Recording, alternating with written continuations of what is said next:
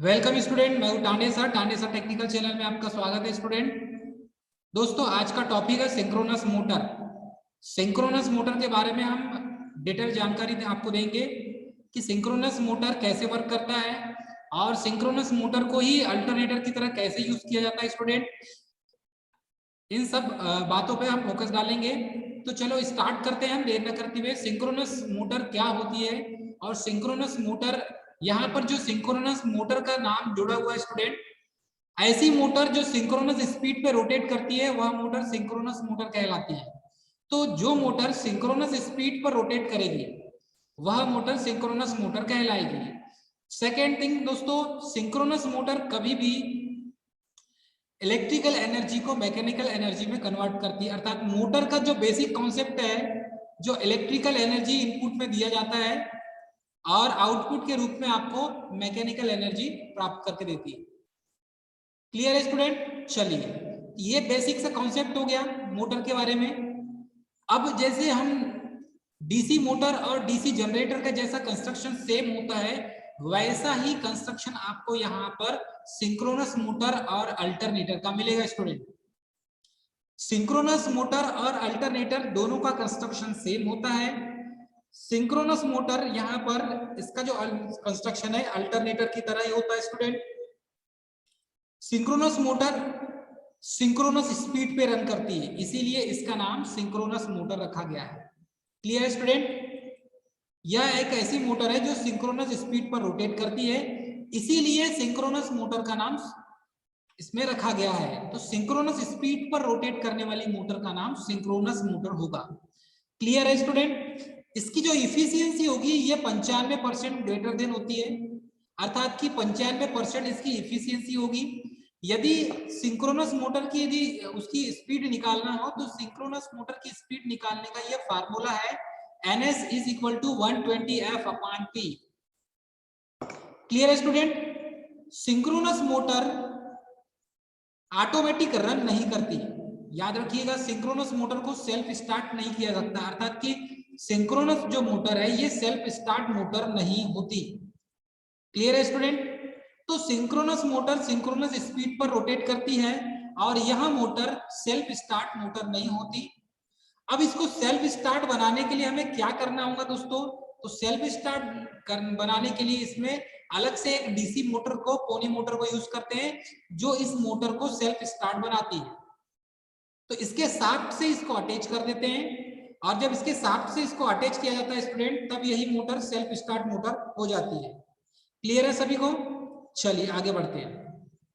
Change in speed or control. Change in speed or control. तो change in speed or control में यदि देखें दोस्तों, तो सिंक्रोनस मोटर की स्पीड को चेंज करना हो या कंट्रोल करना हो तो हम कैसा करेंगे? इसे तुल्यकाली मोटर भी कहा जाता है स्टूडेंट।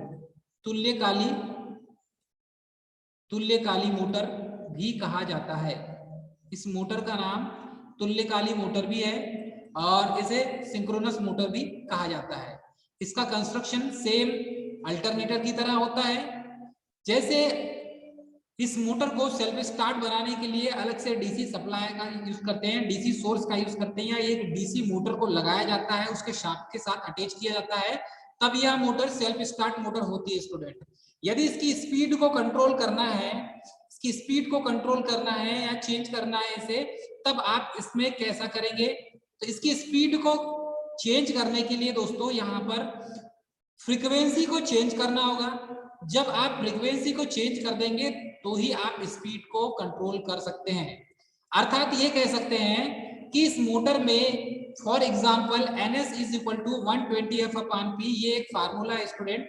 और इस फार्मूले में यदि हम इसका मान रखते हैं तो फ्रीक्वेंसी को चेंज करने पर इसकी स्पीड भी चेंज होती है। तो मानकर चलिए इस फार्मूले में यदि मान रखें, सबसे पहले मान रखेंगे 50 हर्ट्ज, सबसे पहले मान रखेंगे 50 हर्ट्ज। तो कोई सिंक्रोनस मोटर है और सिंक्रोनस मोटर की हमको स्पीड को चेंज करना है, तो इस फार्मूले में मान रख के हम चेंज कर सकते हैं। मानकर चलिए कि यहाँ पर 50 हर्ट्ज की फ्रीक्वेंसी पर चलने वाली एक सिंक्रोनस मोटर है और उसमें 4 पोल दिए हुए हैं। अब इसकी स्पीड वो निकाले इस फार्मूले से तो 1500 आरपीएम निकलता है। क्लियर है स्टूडेंट? इसकी स्पीड यदि निकाले हम तो स्पीड 1500 आरपीएम यहाँ पर प्राप्त होता है। अब यदि यहां पर हम क्या करें दोस्तों, 60 हर्ट्ज फ्रीक्वेंसी लें, अर्थात पहले सबसे पहले 50 हर्ट्ज लिए तो 1500 आरपीएम आया। यदि हम 60 हर्ट्ज लें अर्थात की फ्रीक्वेंसी के मान चेंज कर दें, तब इसकी स्पीड में क्या परिवर्तन होता है। तो इस फार्मूले में मान रखेंगे स्टूडेंट, जब फार्मूले मान रखेंगे तो ns is equal to 120 f upon p। तो f का मान दिया हुआ है 60 हर्ट्ज, p का मान 4 दिया हुआ है, 120 जैसा कैसा दिया है। तो इसमें हमने फ्रीक्वेंसी को 60 हर्ट्ज रखा, तो यहाँ पर स्पीड निकल के आ गई आरपीएम 1800 आरपीएम। अब यहाँ पर दोनों के बीच में अंतर देखें तो 15 और 3 18 होता है, तो मतलब 300 आरपीएम का अंतर आ गया। अर्थात हमने 10 हर्ट्ज अर्थात 10 हर्ट्ज हमने बढ़ा दिया है फ्रीक्वेंसी को, तो 300 आरपीएम का अंतर आ गया। इसका मतलब ये है यदि हम स्पीड को बढ़ाना है, हमें सिंक्रोनस मोटर की स्पीड को यदि बढ़ाना है स्टूडेंट, तो हम फ्रीक्वेंसी को चेंज करें, फ्रीक्वेंसी को बढ़ाएं तो सिंक्रोनस मोटर की स्पीड भी बढ़ जाएगी। क्लियर है स्टूडेंट?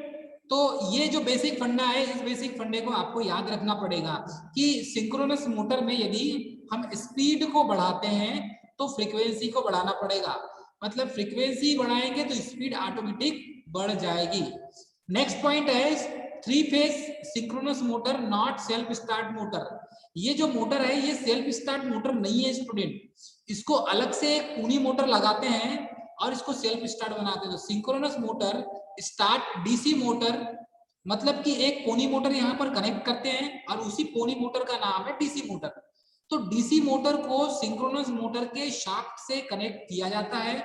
जब हम उसके शाफ्ट से उसे कनेक्ट कर देते हैं स्टूडेंट, तो यह सिंक्रोनस मोटर के रोटर को घुमाता है, और जब सिंक्रोनस मोटर के रोटर को घुमाता है दोस्तों, तो वहां पर रोटेटिंग मैग्नेटिक फील्ड उत्पन्न हो जाता है, और स्टेटर पार्ट में जो NS पोल बन रहे हैं और रोटर पार्ट में जो NS पोल बन रहे हैं, ये पोल आपस में मैग्नेटिकली लॉक हो जाते हैं दोस्तों, और लॉक होने के साथ साथ ये सिंक्रोनस स्पीड पर घूमने लगते हैं।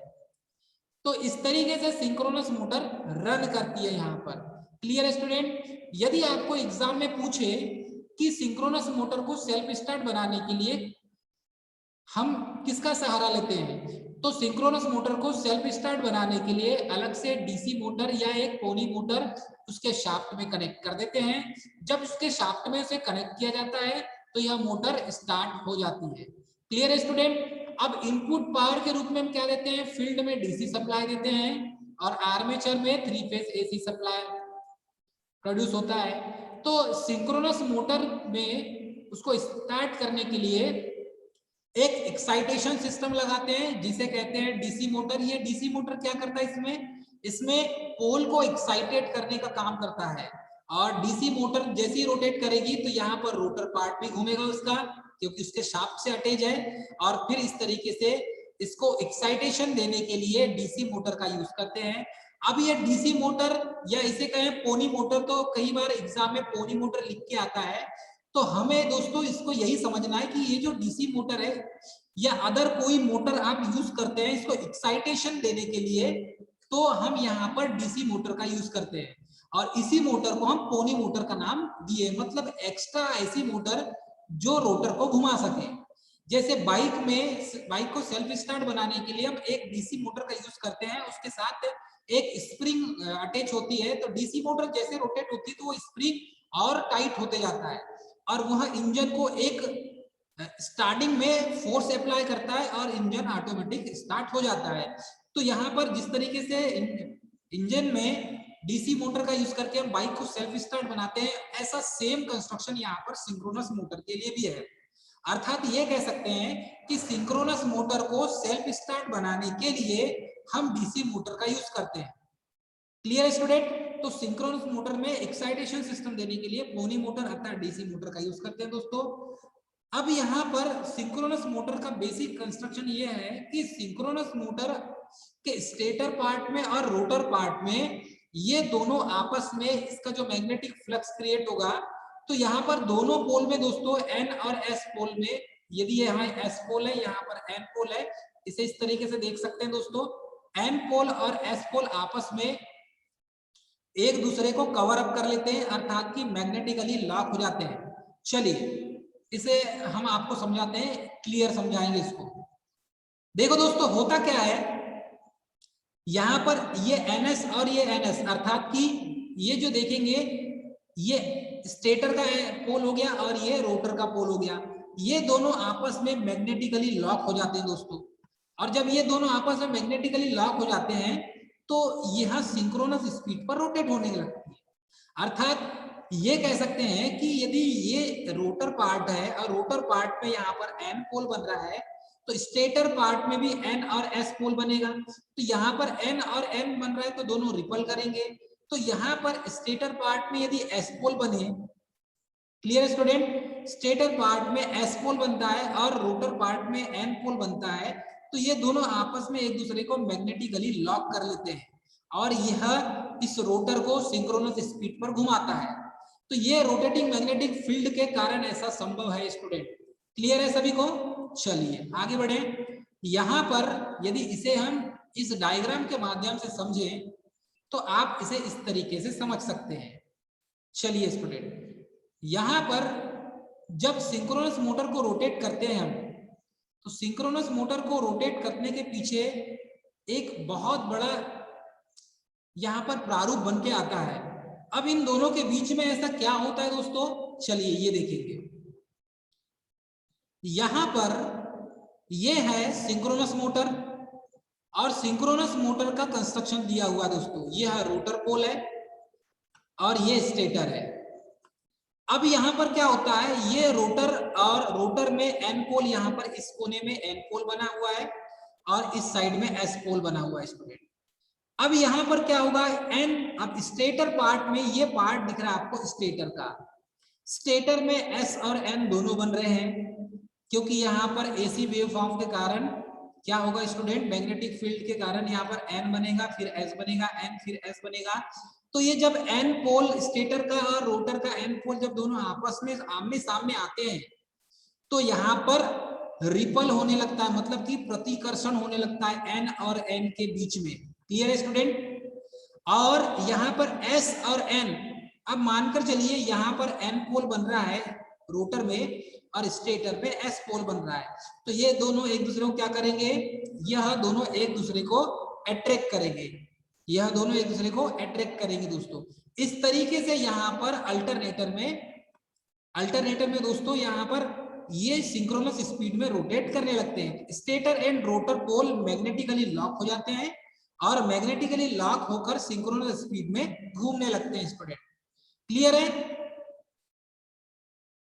तो इस तरीके से स्टूडेंट यहाँ पर आपको अट्रैक्शन और रिपल्सन फोर्स यहाँ पर क्रिएट होगा और ये जो स्टेटर है और रोटर, ये दोनों मैग्नेटिकली लॉक होकर सिंक्रोनस स्पीड में घूमते रहते हैं और इस तरीके से ये रन करते हैं दोस्तों। क्लियर है सभी को? चलिए आगे बढ़ते हैं। अब ये जो सिंक्रोनस मोटर है सिंक्रोनस स्पीड में रोटेट तो करती है, तो इसको हम सेल्फ स्टार्ट बनाने के लिए डीसी मोटर का यूज करते हैं स्टूडेंट।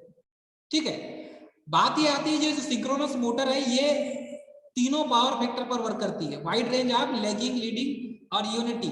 सिंक्रोनस मोटर तीनों पावर फैक्टर पर वर्क करती है। एक तो आपको सिंक्रोनस मोटर मिलेगी तो ये synchronous motor lagging power factor पर, लीडिंग पावर फैक्टर पर और यूनिटी पावर फैक्टर, तीनों पावर फैक्टर पर वर्क करती है। क्लियर है student? Synchronous motor lagging power factor, leading power factor और यूनिटी पावर फैक्टर, ये तीनों पावर फैक्टर पर सिंक्रोनस मोटर वर्क करती है। तो आपको याद रखना है, कई बार एग्जाम में पूछा गया है कि सिंक्रोनस मोटर तीनों कौन से पावर फैक्टर पे वर्क करती है, लैगिंग, लीडिंग, यूनिटी या सभी। तो आपको क्या लगाना है, synchronous motor lagging power factor पे वर्क करती है, लीडिंग पावर फैक्टर पर भी और यूनिटी पावर फैक्टर पर भी, तीनों पावर फैक्टर पे सिंक्रोनस मोटर वर्क करती है स्टूडेंट। अब इसका यूज, सिंक्रोनस मोटर का यूज पावर फैक्टर को इंप्रूव करने के लिए यूज करते हैं। क्लियर है स्टूडेंट? सिंक्रोनस मोटर का यूज पावर फैक्टर इंप्रूवमेंट करने के लिए करते हैं। उस समय सिंक्रोनस मोटर ओवर एक्साइटेड होती है और सिंक्रोनस मोटर नो लोड की कंडीशन में ये सिंक्रोनस कंडेंसर की तरह कार्य करती है। क्लियर है? तो जब ये ओवर एक्साइटेड होती है सिंक्रोनस मोटर, तो उस समय नो लोड की कंडीशन में ये सिंक्रोनस कंडेंसर की तरह कार्य करती है और पावर फैक्टर को इंप्रूव करती है। अर्थात किसी भी सर्किट में पावर फैक्टर को इंप्रूव करने के लिए, पावर फैक्टर को बढ़ाने के लिए सिंक्रोनस मोटर का यूज कर सकते हैं। और जब इस सिंक्रोनस मोटर का आप यूज करेंगे पावर फैक्टर को बढ़ाने के लिए, तो यह सिंक्रोनस कंडेंसर कहलाएगा। ठीक है, इसी मोटर को फिर दूसरा नाम दे दिया जाएगा सिंक्रोनस कंडेंसर। तो पावर फैक्टर को इंप्रूवमेंट करने के लिए सिंक्रोनस कंडेंसर का हम यूज करते हैं। क्लियर है स्टूडेंट? चलिए आगे बढ़ेंगे हम। इसमें दोस्तों सिंक्रोनस मोटर, इसका जब वर्किंग प्रिंसिपल हमने देखा था, तो वर्किंग प्रिंसिपल में एक चीज हमने आपको बताया था कि सिंक्रोनस मोटर में बेसिकली जो रोटर पार्ट होता है, ये रोटर पार्ट में स्लिप देखेंगे आप तो यहां मिलेगा आपको 0। इसमें स्लिप का मान क्या मिलेगा आपको? 0 मिलेगा स्टूडेंट। स्पीड रेगुलेशन इसका 0 मिलेगा और स्टार्टिंग टार्क भी इसका 0 मिलेगा। दोस्तों जिस पोल का यूज करते हैं सिंक्रोनस मोटर में, वो सेलिएंट पोल रोटर का यूज किया जाता है और इसमें रिलक्टेंस टार्क अधिक होता है। दोस्तों इसकी स्पीड स्टूडेंट 1500 आरपीएम तक होगी। अलग अलग मोटर की अलग अलग आरपीएम में स्पीड होगी। अब यहाँ पर इसकी जो रेटिंग देखेंगे तो रेटिंग आपको मिलेगा यहाँ पर 1500 किलोवाट से 15 मेगावाट तक इसकी रेटिंग होती है। रोटर जो यूज करेंगे वो सेलिएंट पोल रोटर यूज करेंगे इसमें आप। क्लियर है? जो रोटर यूज करेंगे वो सेलिएंट पोल रोटर यूज करेंगे आप। और लोड डालने पर इसकी स्पीड कोई चेंज नहीं, परिवर्तन नहीं होता, चेंज नहीं होता। क्लियर है? स्टेटर और रोटर इन दोनों में यहाँ पर आपको मैग्नेटिक लॉक होकर सिंक्रोनस स्पीड में रोटेट करते हैं। लोड डालने पर इसकी स्पीड में कोई परिवर्तन नहीं होता। हम यहाँ पर जो रोटर यूज करते हैं वो सेलिएंट पोल रोटर यूज करते हैं स्टूडेंट। इसकी रेटिंग होती है 1500, इसकी जो स्पीड होती है 1500 आरपीएम होती है। रिलक्टेंस टार्क क्रिएट होता है यहाँ पर 150 किलोवाट से 15 मेगावाट तक इसकी स्पीड, इसकी रेटिंग होती है। तो इन चीजों को आपको याद रखना है स्टूडेंट, ये कई बार एग्जाम में पूछा गया है। क्लियर है स्टूडेंट? आई होप आपको क्लास आज की समझ में आई होंगी।